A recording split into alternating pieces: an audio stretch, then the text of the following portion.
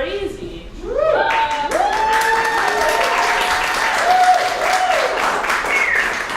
My name is Rebecca Howell. I'm the adapter and director of this little thing you're going to see tonight. I do have a couple of notes before we get started.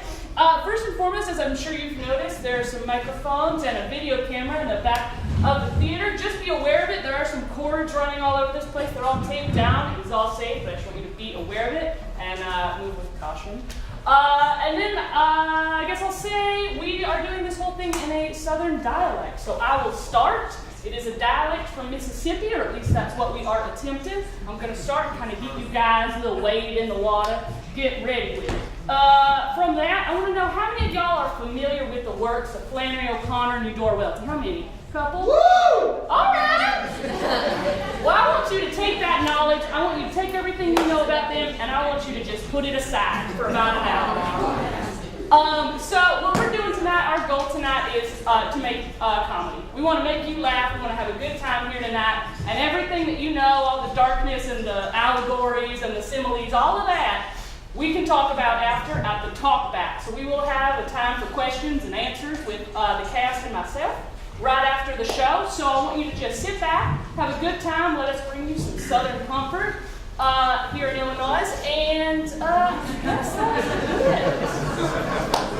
Enjoy the show. Thank you so much.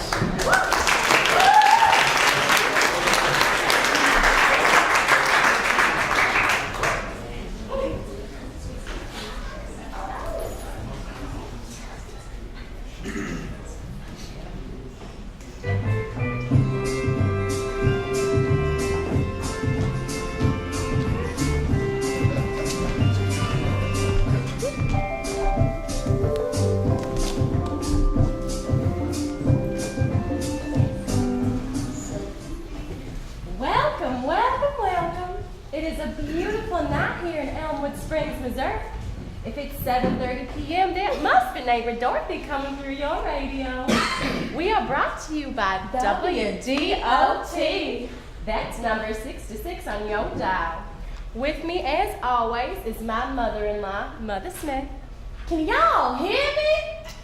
Yes, of course they can hear you. Then welcome. We are so excited to have you all here with us tonight, aren't we, Dorothy? Oh, yes, we are just so happy to have y'all here with us today. Now, as many of y'all already know, I've been on the air since 1936. Well, that makes it 7 years ago today. Boy, time does fly. Oh, don't remind me, Dorothy. We have a lovely show here for y'all tonight, don't we? Oh, yes, from some of my favorite writers. Oh, I love that Eudora Welty.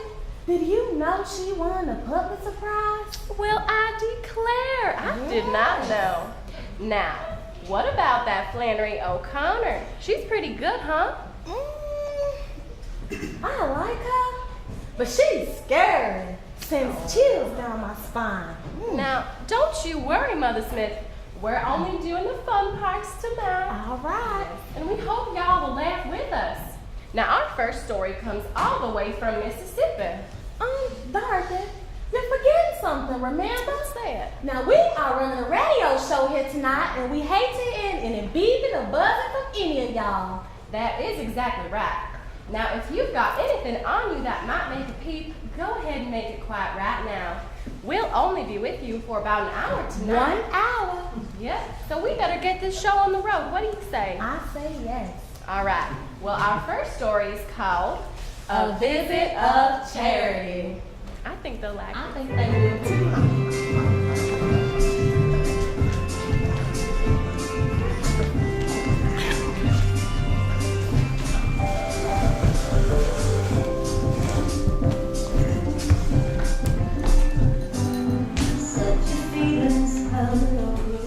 I'm a campfire girl.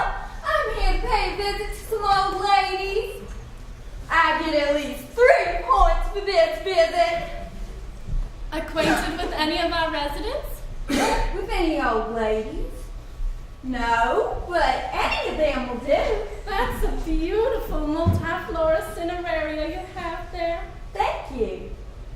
There are 2 in each room. 2 what? There's a room. My.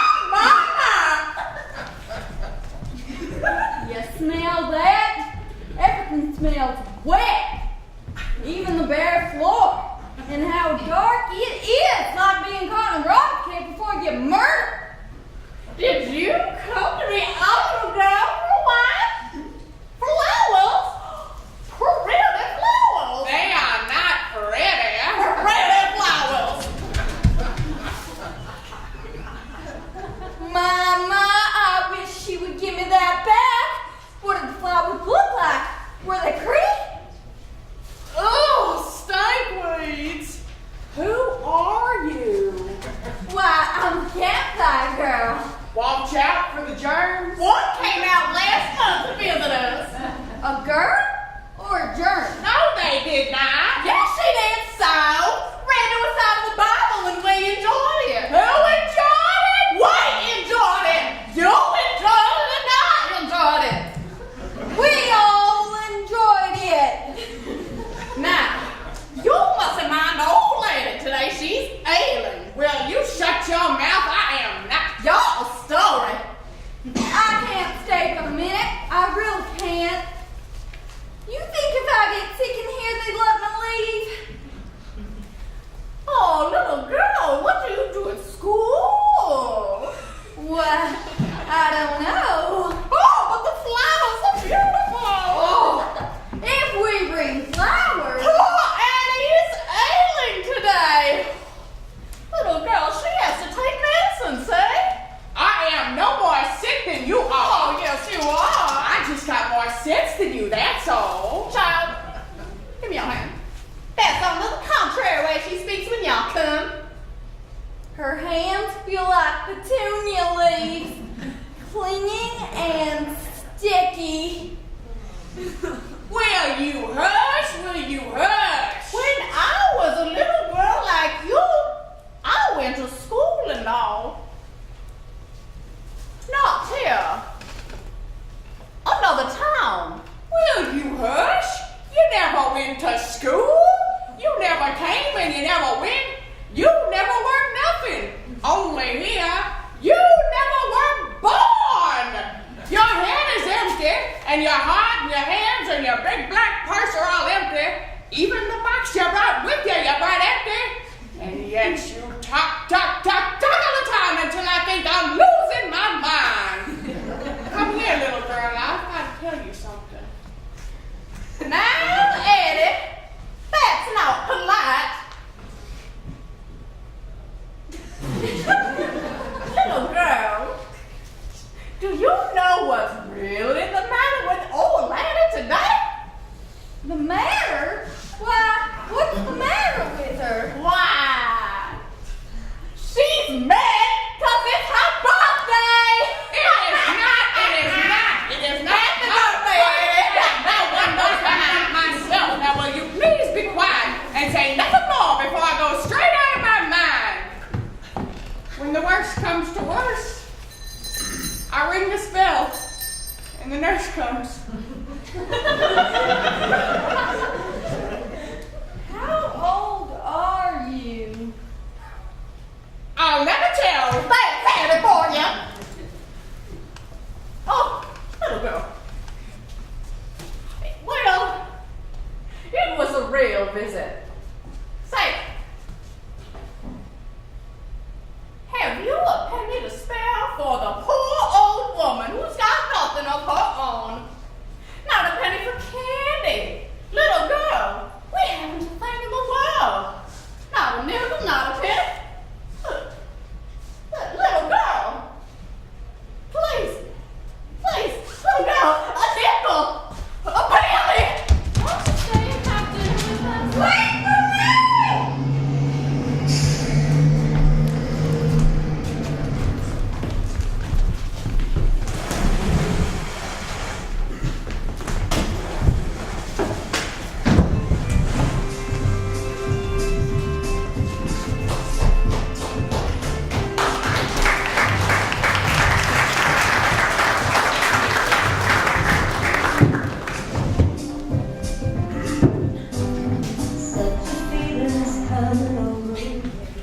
Welcome back, everybody.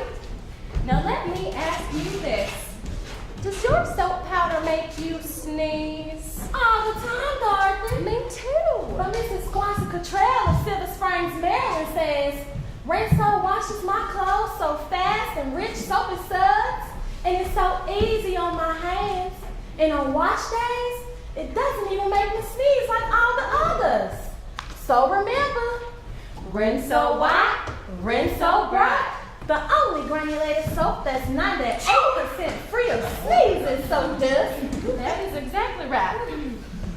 And now, on to the big news of the day. Yesterday, it was announced that Doc, my husband, has just been awarded the Rexall Pharmacist of the Year Award for proficiency in dispensing drugs for the second year in a row. And we are just tickled pink thinking about it. Our next story is about a crazy family. Dorothy, aren't you glad you don't have to put up with a crazy family? Now, Mother Smith, we got plenty of crazies in our family. Don't you remember Cousin Peggy Sue? She brought home a live mule to Easter dinner. Yes, she did. That's not exactly fair, Dorothy. That was a very nice young man she brought with her. He wasn't an ass. Well, from our crazy family to yours, why I live at the P.O. I can't believe you in this joke. You know, it's a nice name.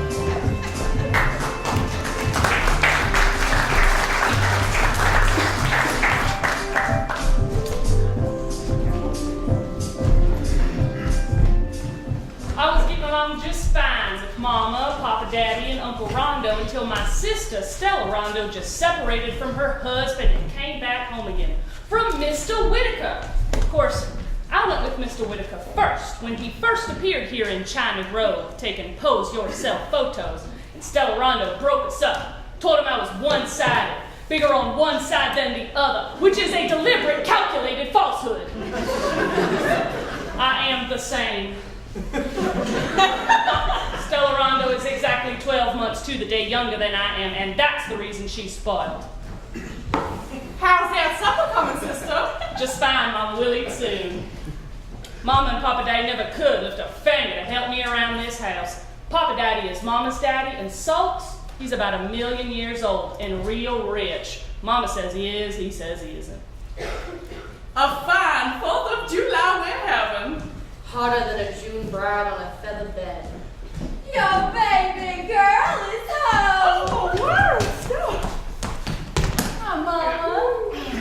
Papa Daddy. Of course, the first thing she would do is separate, now that she's married and moved away, and from Mr. Whitaker. She came down from one of those little towns up in Illinois and, to our complete surprise, brought this child of 2. And would you look at that hat? Well, Mama was like to drop dead. Here you have this marvelous blonde child and you never wrote your mother a word about it. I am thoroughly ashamed of you. But of course she wasn't. Why, Mama, surely he's adopted, and I can prove it. Huh! Here I am over the hot stove trying to stretch 2 chickens over 5 people and a completely unexpected child into the bargain, and she wants to talk about adopted children. What do you mean, I heard that, sister. I didn't even mean any such of a thing, only that whoever Shirley T is, she is just the spit image of Papa Daddy if he'd shave off his beard, which he'd never do in this world. Well, sister, I do not need to tell you. Got a whole lot of nerve and always did have. Well, thank you very much to make no future reference to my adopted child. Very well, very well, very well. Of course, I noticed at once she takes after Mr. Whitaker's side, too. That frown. You know, she looks just like a cross between Papa Daddy and Mr. Whitaker. Well, all I can say is she isn't. She looks exactly like Shirley Temple to me. Stella Rondo has always had anything in the world she wanted, and then she'd throw it away.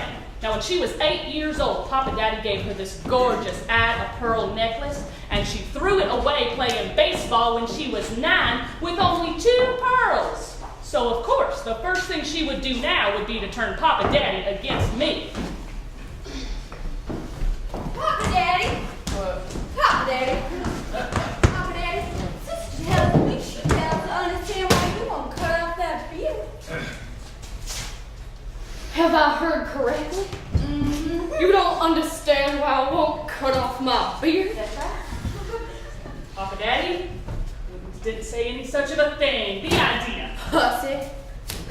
Papa Daddy, you know I would no more want you to cut off your beard than the man in the moon. It was the farthest thing from my mind when Stella Rondo sat here and made that up while she's fixing to eat the supper I made. So the postmistress fails to understand why I won't cut off my beard. Which job I've gotten through my influence with the government. Bird's nest, is that what you called it? Not that it isn't the next to smallest P.O. in the entire state of Mississippi. Papa Daddy, never dreamed it was a bird's nest. I have always been grateful, even though this is the next to smallest P.O. in the entire state of Mississippi, and do not appreciate being referred to as a hussy by my own grandfather. Yes, you did too. Anybody in the world could have heard you and had ears. Stop right there. Me, stop right there. No. I'll call her back and she'll starve to death. Oh, this is the beard I started growing on the coast when I was 15 years old. 15! I'm going out and lie in the hammock, and you can all sit here and remember my words. I'll never cut off my beard as long as I live, even 1 inch. And I don't appreciate it in you at all. No, I don't.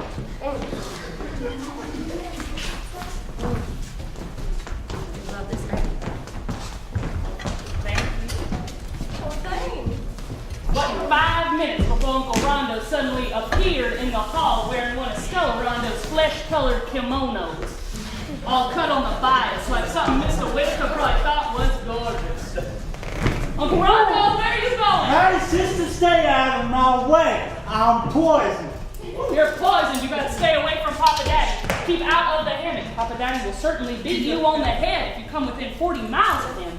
You know, he thinks I deliberately said he ought to cut off his beard after I got him the PO, and you know, I told him, and he acts like he just don't hear me, you know? Papa Daddy must have gone stone dead. Well, he picked a fine day to do it, then.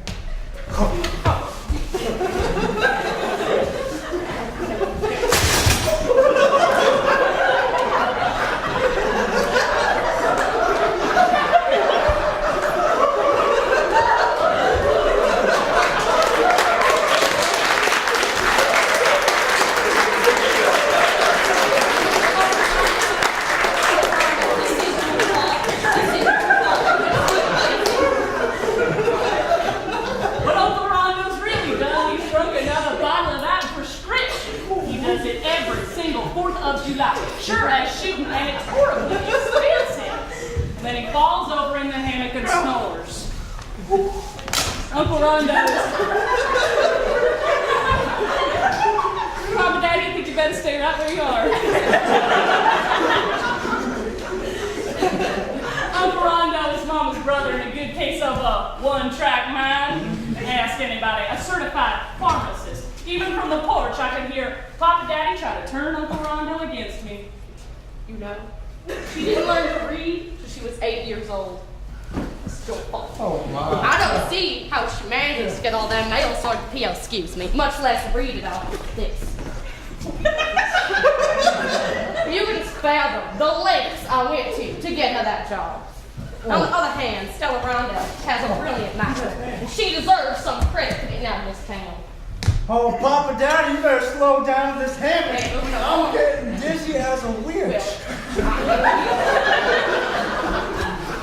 There she is. Well, Stella Rondo is married. She got this peculiar idea that it's cooler in the house with all the windows shut and locked. So she had to raise the window before she could make a soul hear her outdoors. Oh! You would have thought she was mortally wounded. Stella Rondo, what in the wide world's matter? You mortally wounded? I am not mortally wounded, but I sure wish you would do me the favor of looking out this here window and telling me what you see. I see the front yard. Don't you notice any human beings? I see Uncle Rondo trying to run Papa Daddy out of what's left of the hammock.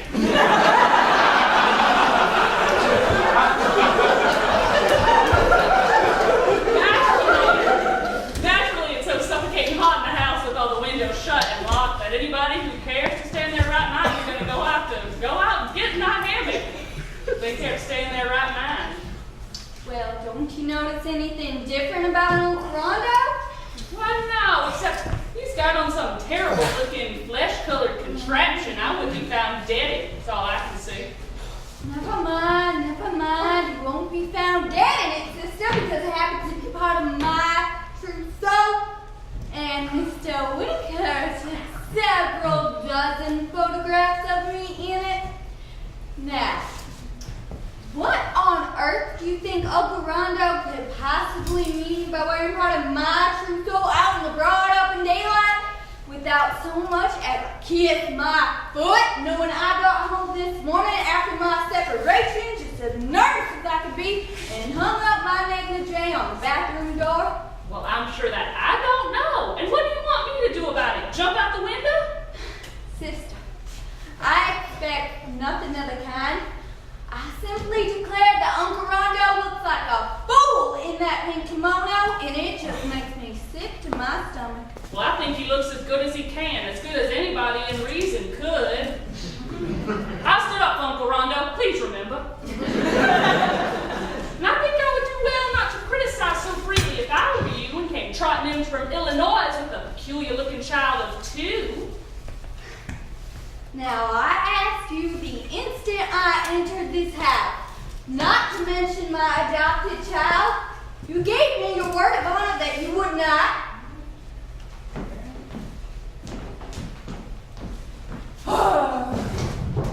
Somebody has to do it. I'm gonna put my stove back in my house. All right. It's all set, okay? Don't you worry. Now wait a minute. What? That doesn't seem very good for your Uncle Rondo in his precarious condition, I must say. Or poor Shirley T. You should be ashamed of yourself. That made me tired. Well, Stella Rondo better thank her lucky stars. It was her and not me came trotting in from Illinois with that peculiar-looking child of 2. Now, if it had been me that came trotting in from Illinois with a peculiar-looking child of 2 years old, I shudder to think of the reception I'd have got, much less control the diet of an entire family. But you must remember, sister, you were never married to Mr. Whitaker in the first place and did not go up to Illinois to live. If you had, I would have been as overjoyed to see you and your little adopted girl as I was Stella Rondo when you wound up with your separation and came on home. You would not. Don't contradict me, I would. Well, Mama, you know as well as I do that child is not adopted. She most certainly is adopted. Mama, Stella Rondo had her just as sure as anything in this world, and she's just too stuck up to admit it. Why, sister, here I thought we were going to have a pleasant 4th of July, and you go on right now believing a word your own baby sister tells you? Just like cousin Annie Flo went to her grave denying the facts of life. I told you, if you ever mention Annie Flo's name again, I'd smack your face. All right, that's all you got. Very well. We'll wait and see. I prefer to take my own children's word for anything whenever humanly possible. Mama, can that child talk? Mama, do you think that child could be, in any way? Mama, do you realize that child has not said a single solitary word to a human being up to this minute? This is the way she looks.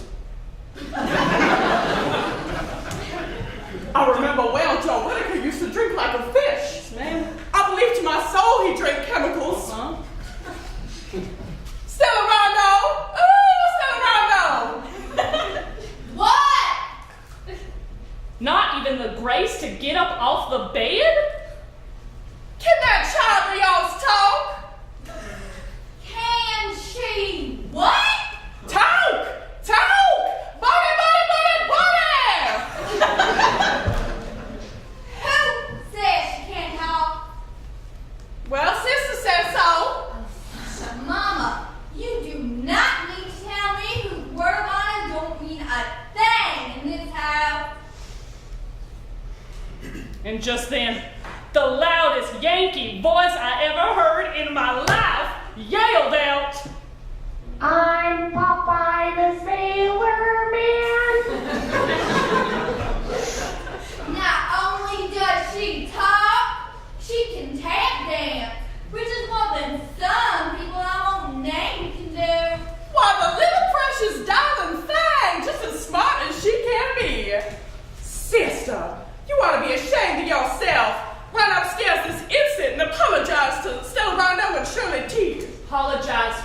Now, I merely inquired if the child was normal. Now that she's proved she is, I have nothing further to say. She believed it was adopted. Stella Rondo hadn't done a thing but turned Mama against me from upstairs while I stood here helpless over the hot stove. So that made Mama, Papa Daddy, and the baby all on Stella Rondo's side. Up next, Uncle Rondo. Now, I must say, Uncle Rondo has been perfectly marvelous to me at various times in the past. While I was completely unprepared to be made to jump out of my skin the way it turned out. One time, Stella Rondo did something perfectly horrible to him. She broke a chain letter from Flanders Field, and he took away the radio he had given her, and he gave it to me. Stella Rondo was furious. For 6 months, we all had to call her Stella instead of Stella Rondo, or she wouldn't answer. I always thought Uncle Rondo had all the brains of the entire family. Another time, he sent me to Mammoth Cave. All expenses paid. But this would be the day that he was drinking that prescription, the 4th of July. I think Uncle Rondo ought to try to eat a little something. I'll try a little cold biscuits and ketchup, but that's all. All right. I've got 2 right here. All right. Do you think it wise to disport with ketchup in Stella Rondo's flesh-colored kimono? Stella Rondo's not going to look out for her true self. Somebody has to. You want to trade? Yeah, I'll take this. Any objections? Don't mind what she says, Uncle Rondo. Sister's been devoting this solid afternoon to sneering out my bedroom window at the way you look. Oh, what's that? Sister says, Uncle Rondo sure does look like a fool in that pink kimono. Oh, my. Do you remember who it was really said that? Uncle Rondo has the most terrible temper in the world. Anything is liable to make him fly off the handle and tear this house down if it comes at the wrong time. Goddamn biscuits! I hate this shit! I hate this good, stupid kimono! How the hell you get this thing off? How the hell you get this thing off? There we go! There we go! Oh. We had to send it all the way to Jackson to be cleaned and repleated. So that's the way you think about your Uncle Rondo, huh? I look like a fool, do I? Well, that's the last straw. A whole day in this house with nothing to do, and then to hear a remark like that behind my back. Uncle Rondo, I didn't say any such of a thing, and I'm not saying who did either. And I think you look all right. And I think you better just try not to talk and eat at the same time. Maybe you better go lie down. Oh, lie down my foot.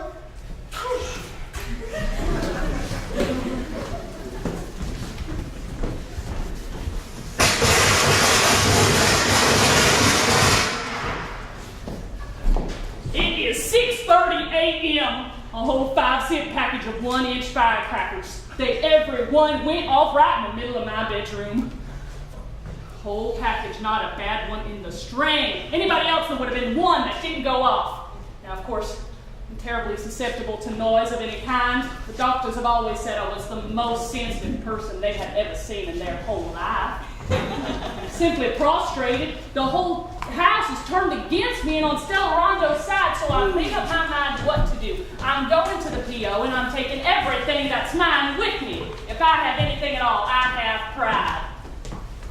So, sister, that's the way the land lies.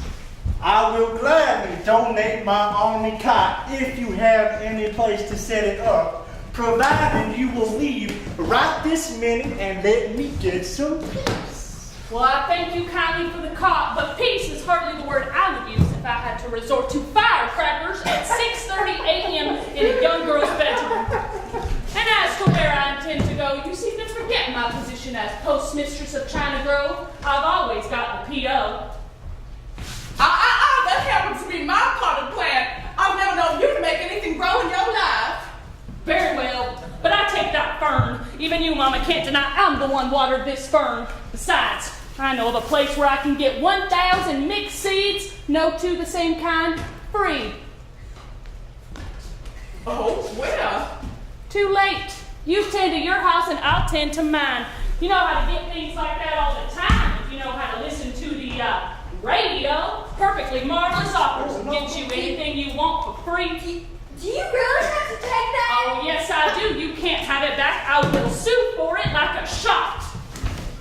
these two. Who told you you could have those, Miss Priss?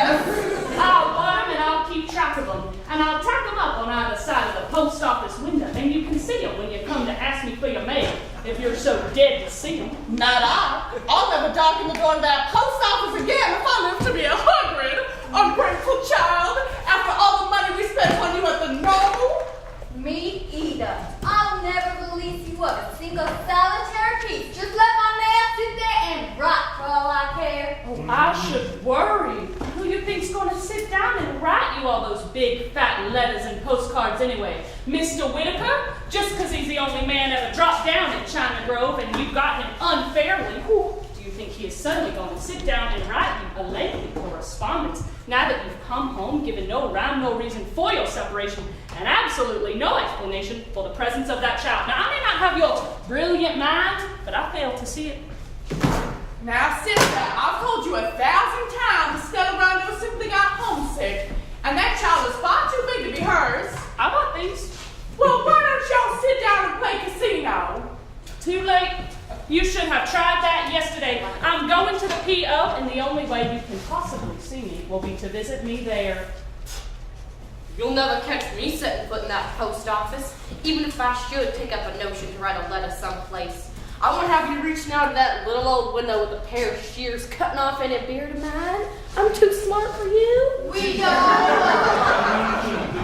If you're so smart, where's Mr. Whitaker?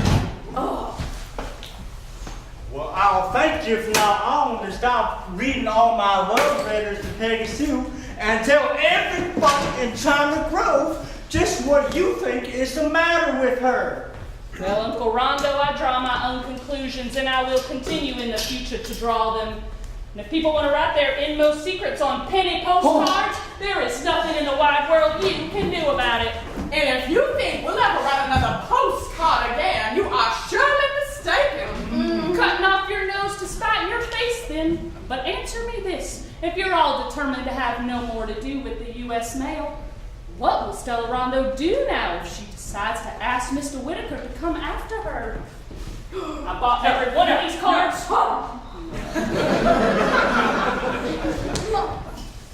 It will be interesting to see how long she holds out. And now, I am leaving. Goodbye. Oh, I declare. To think a family of mine should quarrel on the 4th of July, or the day after, over Stella Rondo leaving poor old Mr. Whitaker and bringing home the most marvelous adopted girl. I would think we would all be glad. He left her, you mark my words. That's Mr. Whitaker. I know Mr. Whitaker. After all, I knew him first. I foretold every single thing that has happened here. Well, where'd he go? The North Pole, if he knows what's good for him. Oh, sister, go upstairs and apologize to Stella Rondo this instant. I haven't got time. I'm leaving. Well, what are you waiting for?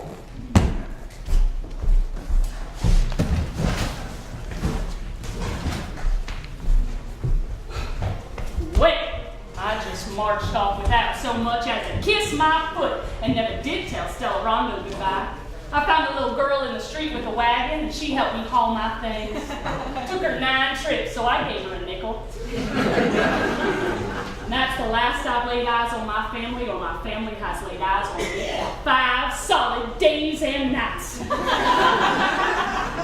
Stella Rondo may be telling the most horrible tales in the world about Mr. Whitaker, but I haven't heard them. As I tell everybody, I draw my own conclusion. But oh, I like it here. You see, I've got everything cater-cornered the way I like it. You hear the radio? All the war news. Radio, bookends, ironing board, and that great big piano lamp. Peace. That's what I like. Butterbean vines planted all along the front. I'm sure you saw. Of course, there's not much mail. My family are naturally the main people in China Grove, and if they decide to disappear off the face of the earth for all the mail they get, or the mail they write, why, I'm not going to open my mouth. Some people in town have taken up for me, and some turned against me. I know which is which. There's always people who are willing to quit buying stamps just to get on the right side of Papa Dagger. But here I am, and here I'll stay. I want the world to know I'm happy. And if Stella Rondo should come to me this minute on bended knee and attempt to explain the incidents of her life with Mr. Whitaker, I'd simply put my fingers in both my ears and refuse to listen.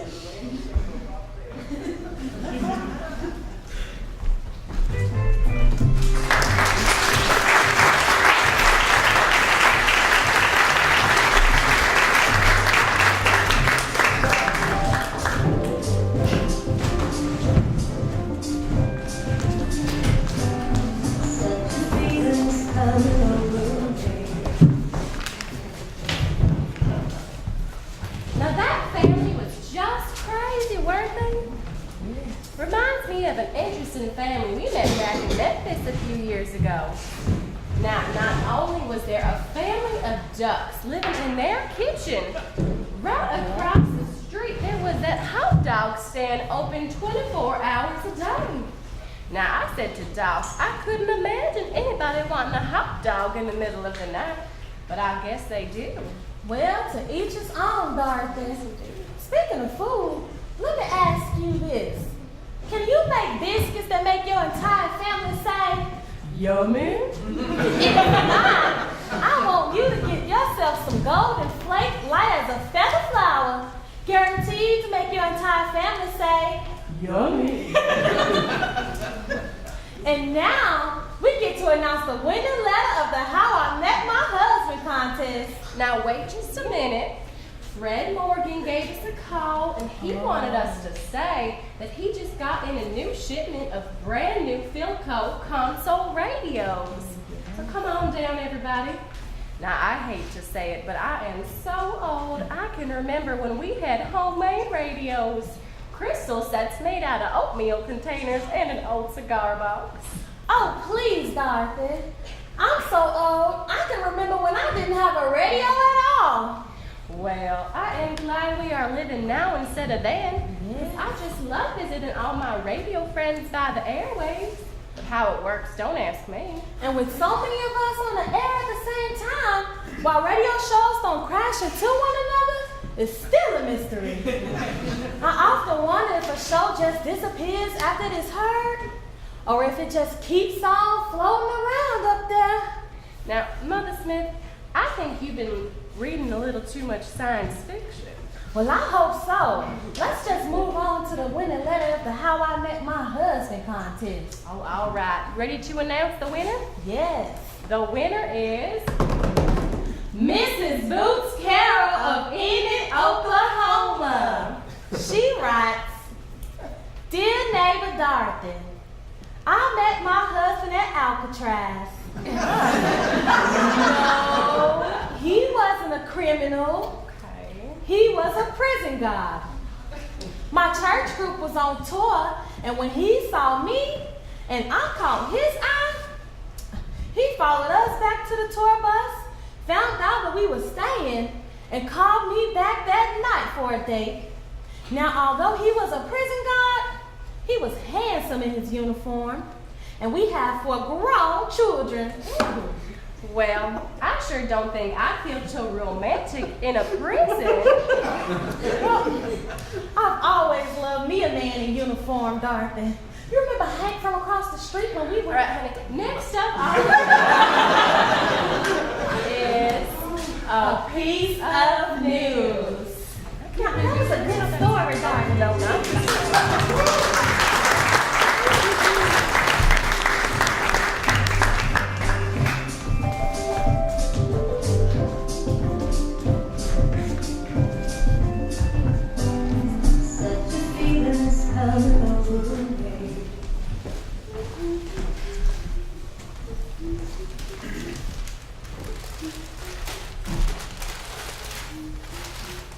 Why, how come you wrapped it in newspaper?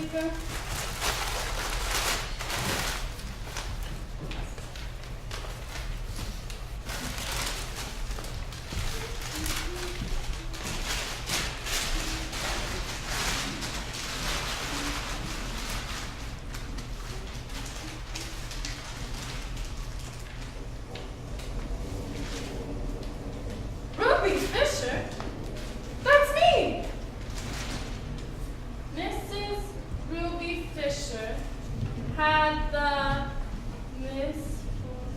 misfortune of being shot in the leg by her husband.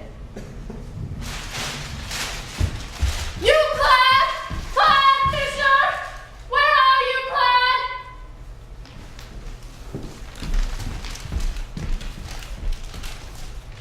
He must still be in the woods. That still will be the end of him one day. He's so scared of lightning, he might never come back. It's not like Clyde to take up a gun and shoot me, even if he knew about the coffee man. Sure, no, not Clyde. Clyde might well could slap me, but Clyde's never shot me, not even once. It would hurt. He would stand right here, right above me. He used to be so handsome and strong. He'd say, "Ruby, I've done this to you." And I would say, just a whisper, "That is the truth, Clyde. You've done this to me." And then I would die. Clyde would have to find me a new dress to bury me in.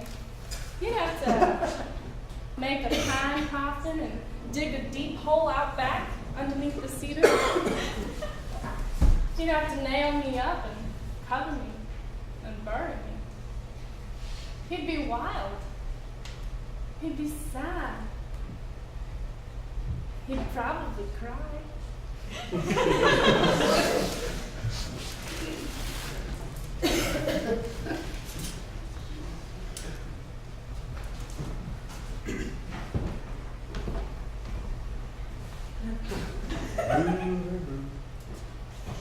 Now what's keeping supper?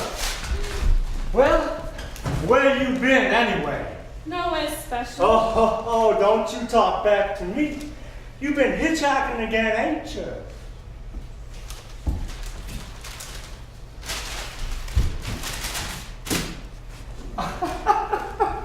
A newspaper. Where'd you get this? You can't read. Look at this here. No, it's a lie. That's what's in the newspaper about me. Well, I would just like to see where I shot you, huh?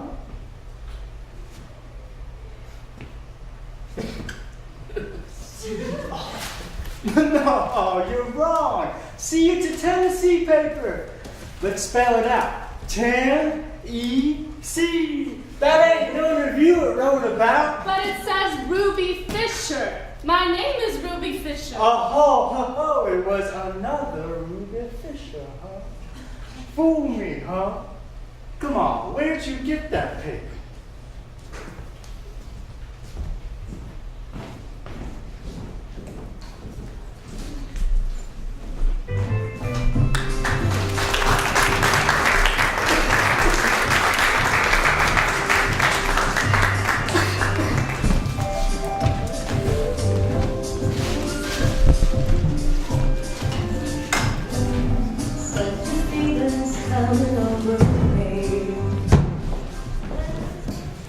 Well, I just said to Marjorie I was not interested in being a part of her garden club.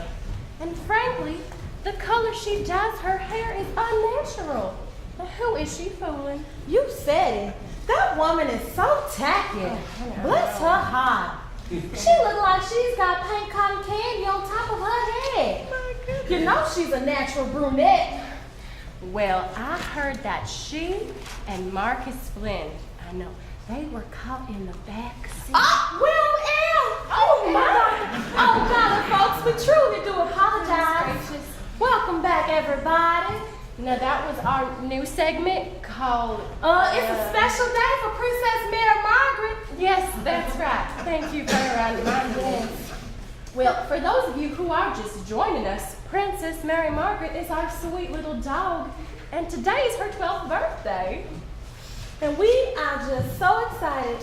She thanks all of you all out there in her fan club for the special birthday cards. But first, I want to remind you that each and every donation you all are so kind to send in to the Princess Mary Margaret Fund goes to help pay for the care of our little animals that need our help.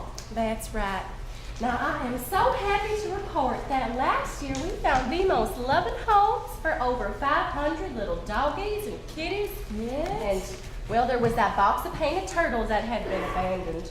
And 3 rabbits. Oh, okay, well, there was this one rabbit that Princess Mary Margaret Speaking got. of Princess Mary Margaret, after the show today, we're gonna go over to get her special birthday hot dog from Drenny at the Trollicott Diner. And then we're gonna go across the street to the shoe hospital and visit her special friend Bottle Top. Now, poor Princess Mary Margaret, she just loves that cat. I just Yes, don't know she does. He really doesn't care a thing in the world about her. Not one. The love is blind, as they say. You know, before I met Dr. Okay, Dorothy, on with the show. Next up, Revelation. You cut me off. Well, because we don't last too long, Dorothy.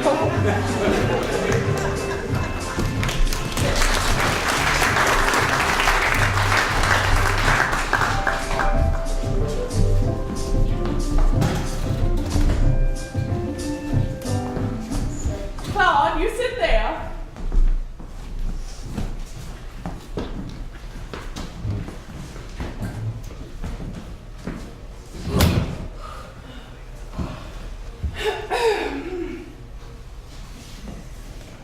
No, Claude, you sit down now. You know you can't stand on that leg. He has an ulcer on his leg. Oh, how did that happen? A cow kicked him. Goodness!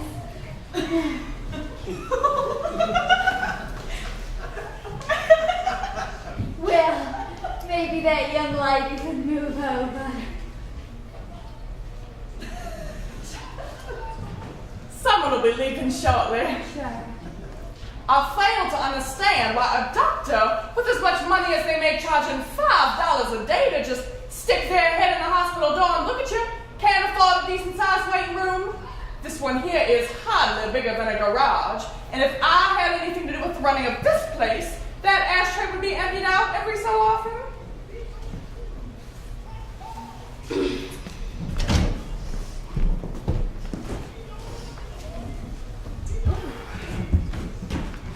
Ooh, I wish I could reduce.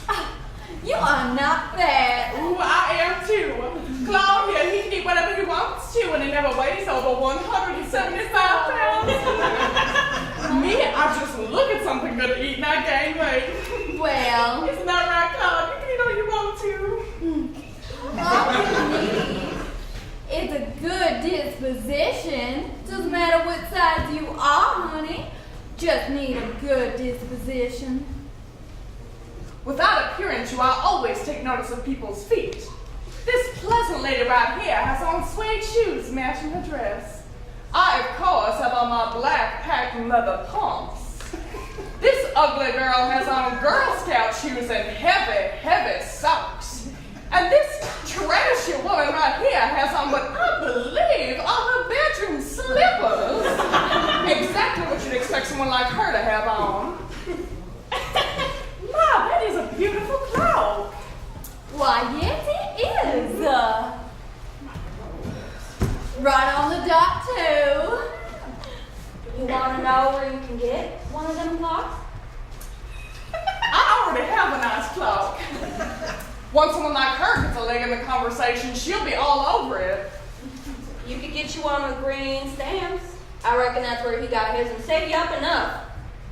You can get most anything. I got me some jewelry. Ought to have got you a wash rag and some soap. I get contour sheets with mine. Beautiful weather we're having. It's pleasant weather for cotton picking if you can find someone to pick it. Well, do you have one of them cotton picking machines? Oh no, they leave half the cotton in the field. no. If you want to make a farming nowadays anyways, you've got to have a little of everything. Claude and I have a couple of hogs and some chickens, and just enough white-faced cattle that Claude can look after them himself. One thing I don't want, hogs, like you said, dirt, nasty, stinking things. A grindland are rooting all over the place. Our hogs are not dirty and they don't stink. They're cleaner than some children I've seen. Is that so? Yes, we have a pig parlor. That's where you race them on cement, and Claude scoots them down with the hose every afternoon and washes off the floor. I know I wouldn't scoot down no hog or no hose. You wouldn't have no hog to scoot down. Grinding and a rooting and a groaning. When you've got something, you've got to take care of it. And when you ain't got nothing but breath and riches, you can afford to come to town every morning, sitting on the courthouse coping and spit. Now, to anyone who needs my help is my philosophy of life. I never spare myself when I find someone in need, whether they're white or black, trash or decent. And of all the things I'm grateful for, I am most grateful this is so. If Jesus had come to me and said, you can be high society and have all the money you want and be thin and spell like, but you can't be a good woman with it, well, I would have just said, don't make me that thin. Make me a good woman, and it don't matter how fat or how ugly or how poor. Ooh, but he didn't make me any of that. He made me a little of everything. Jesus, thank you, Jesus. When I count my blessings, I feel as buoyant as if I weighed 125 pounds. Instead of, well, you know. Girl, I have another thing to you. She must have been confused with someone else. I see you're reading a book there. You must be in college. Lady, ask you a question, Mary. I have ears.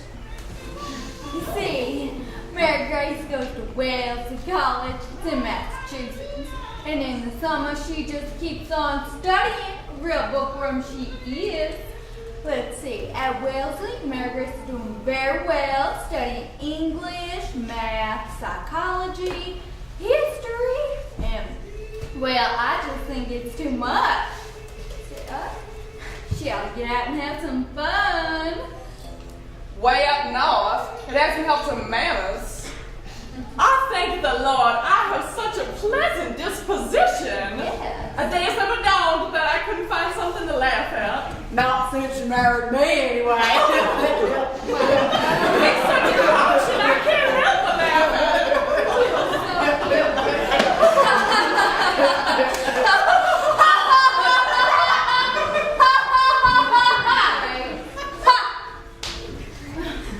Well, I think the worst thing in the world is an ungrateful person to have everything and not appreciate it. I know this girl. She has parents that would do anything for her, a little brother that loves her dearly. She gets a good education, wears the best clothes, but she can never say a kind word to anyone. Just sits there, criticizes, complains all day. Ma'am, she too old to handle. Well, I'm afraid she is. There's nothing we can do but leave her to her folly. Someday she'll wake up. It'll be too late. It never hurt anyone to smile, dear. It just makes you feel better all over. Well, of course. But there are just some people who cannot take good criticism. If it's one thing I am, it's grateful. When I think all I could have been besides myself and what all I got, a good disposition and a little of everything, why, I just feel like shouting. Thank you, Jesus, Jesus, thank you, Jesus. Oh! Go back to wherever you came from, you old warhog! I hate you! Oh, you don't get woman!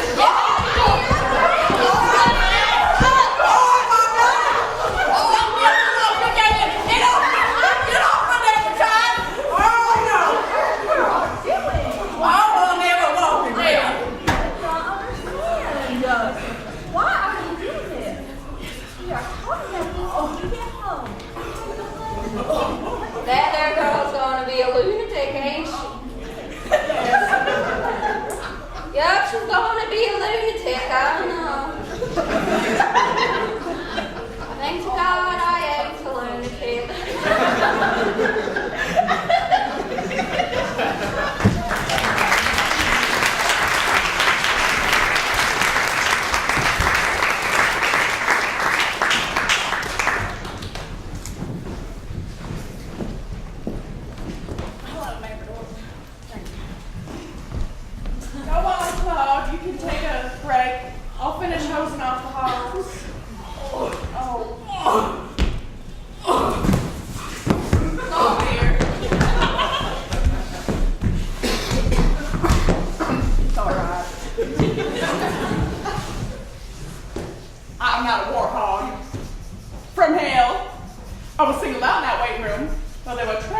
to whom it might justly have been applied. That horrible woman, neglecting her own child. Still they single out me, Ruby Turpin, a respectable, hard-working, church-going woman.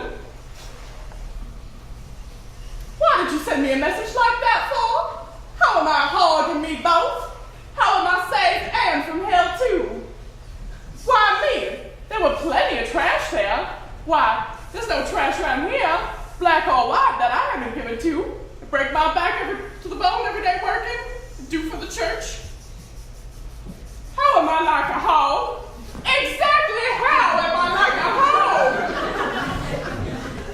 It didn't have to be me. Why, if trash was what you wanted, why didn't you make me trash?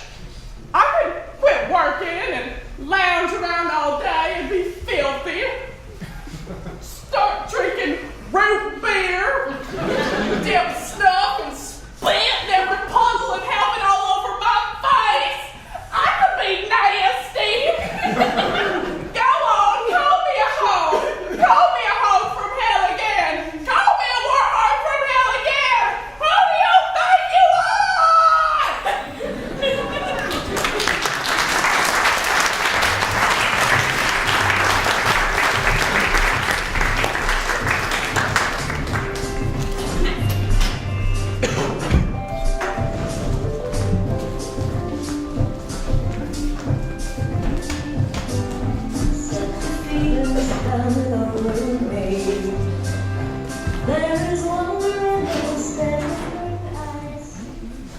Now that woman, she just went crazy, huh? She went plumb fool. That was a woman like that in our church group. Remember her? She wanted to get rid of all the books. Every book in town, she wanted gone. Got funny ideas in her head that they were all lies. Remember this? Yes, you know what? I recall that she piled a bunch of them books and put them in her front yard, which was right across the street from our house. And then she threw a lit torch on top. Said she was gonna burn them all up. Well, I just couldn't believe that she would do such a crazy thing. So I marched right on over there to her and I said, "Are you crazy? Throwing a lit torch on top of a pile of books? Everybody knows you start a fire from the bottom." Now, was that when you were still taking those tranquilizers, Mother said? Oh, yes, honey. Everybody needs a little something to take the edge off. Oh my goodness. Well, y'all know that our show is almost over, and I will be so sad to leave our radio family. Yes, me too. Now, I must admit, I had a lovely time here with y'all tonight. Me too. Well, on to our last show. A good man is hard to find. Mm-hmm. Don't you start. Well, that's the truth, though.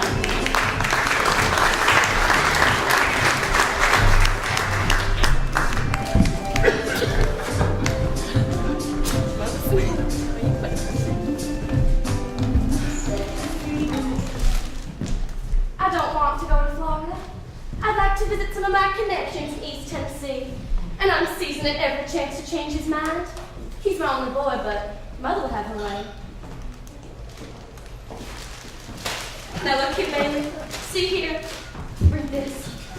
This here criminal who calls himself the Misfit is a loose from the federal pen and headed straight toward Florida. And you read here what it says to these people. Just you read. I wouldn't take my children in any direction with a serial killer like that, Lucy. I couldn't answer my conscience if I did. Look right here. Right there. The children have been to Florida before. You have to take them somewhere else to see more parts of the world and be broad. They never have been to East Tennessee. If you don't want to go to Florida, why don't you just stay at home? She wouldn't say $100 million bucks. Hush. Yes, and what would you do if this serial killer, the Misfit, caught you? I'd smack his face. She wouldn't say a hang to be queen for her day. If I she missed something. All right, miss. Just remember that the next time you'd like me to curl your hair. My hair is naturally curly. Mm-hmm.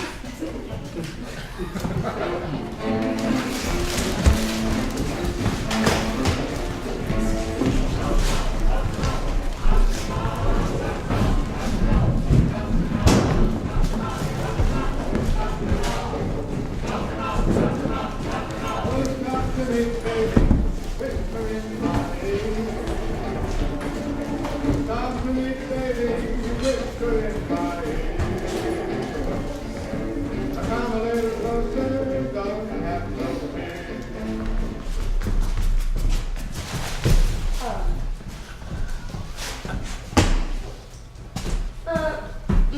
daughter-in-law can dress however she likes, but let it be known in the case of an accident, anyone seeing me dead on the highway will know at once that I was a lady. John, scoot up.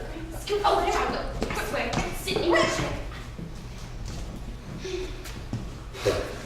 Oh, I think it'll be a lovely day for driving. Neither too hot nor too cold. Baby, you know the speed limit around here is 55 miles an hour, and patrol hide themselves behind billboards and small clumps of trees, and they'll speed right out after you before they get a chance to slow down. Let's go through Georgia fast so we don't have to see it much. If I were a little boy, I'd be more respectful of my native state. Tennessee has the mountains and Georgia has the hills. Tennessee is a hillbilly dumping ground, and Georgia's the loudest state here now. You said it! In my time, children were more respectful of their native parents and their parents and everything else. Now, you remember that, John Wesley? June Stark, do you hear me?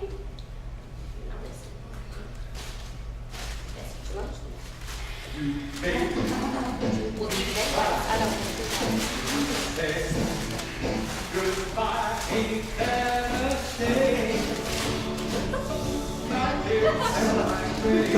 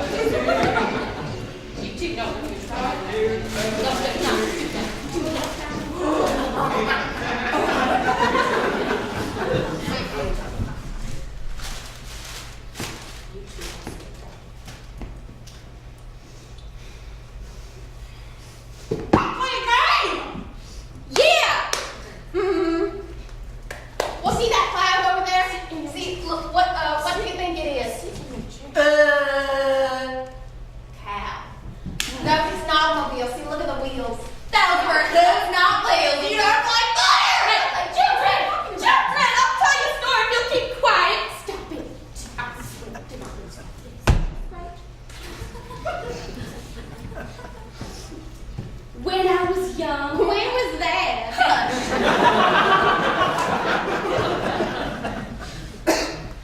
When I was young, I was courted by Mr. Edgar Atkins Teagarden from Jasper, Georgia. He was very good looking and a gentleman, and he brought me a watermelon every Saturday afternoon with his initials carved into them.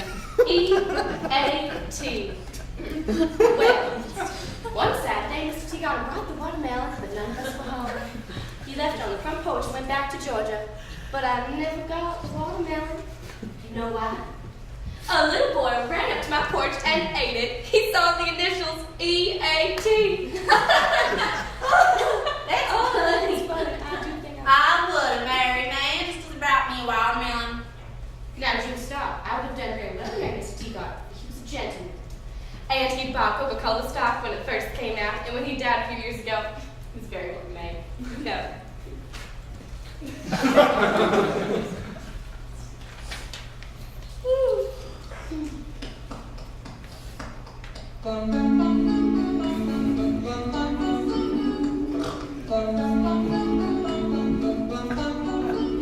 Mr. Sanders, making the cutest that I've ever seen. Bailey, darling, darling. We're outside of Tombsboro, Mama. I remember an old plantation I used to visit around here as a young girl. It had 6 white columns across the front and a long avenue of oaks leading up to the front doorway with 2 wooden trellis armors. I remember exactly which road to turn off to go see it. Let's go see it. Won't you let your poor old mother, who's so afraid of that escaped criminal, the misfit, see familiar place? Won't you do that for me?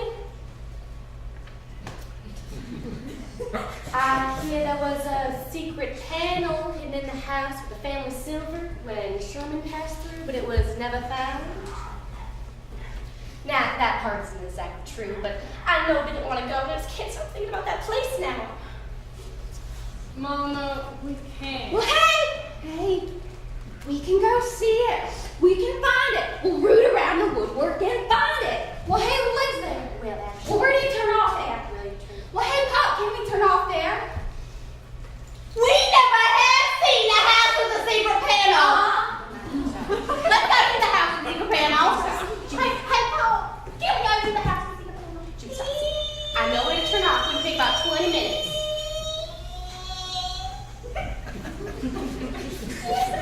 No.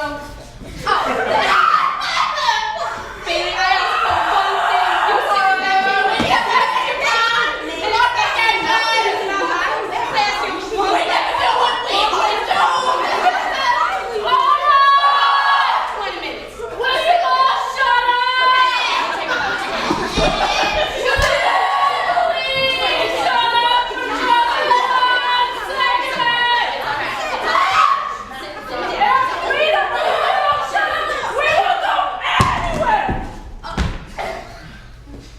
said well, it would be very educational for them.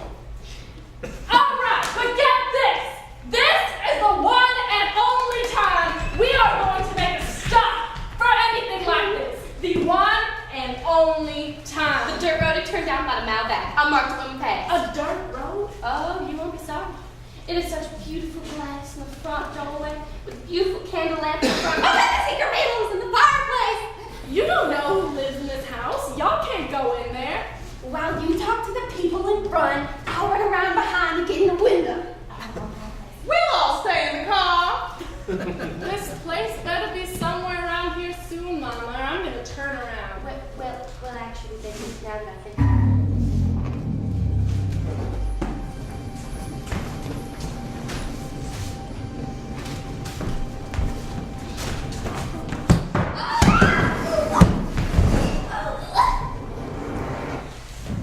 We've had an accident.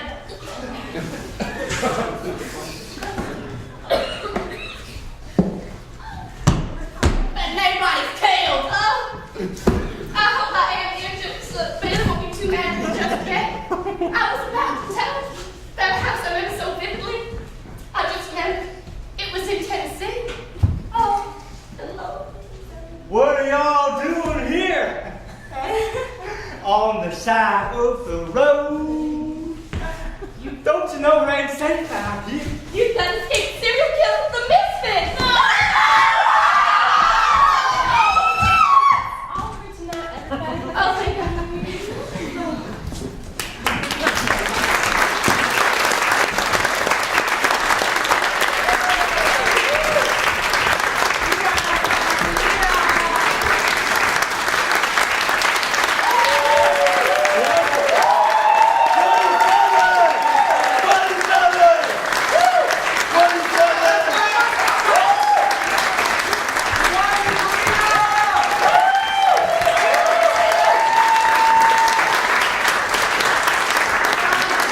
Thank you guys so much. We'll give like 2 or 3 minutes. If you want to stay for the talk back, just stay right where you are. If you want to slip out, no judgment, go for it. And then we'll take some questions if you have them. Thank you so much. Thank you. 27!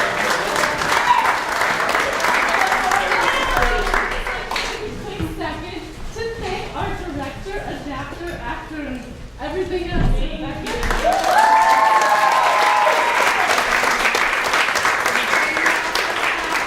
For our stage hands, costume designer, stage manager, everything else extraordinary. Woo!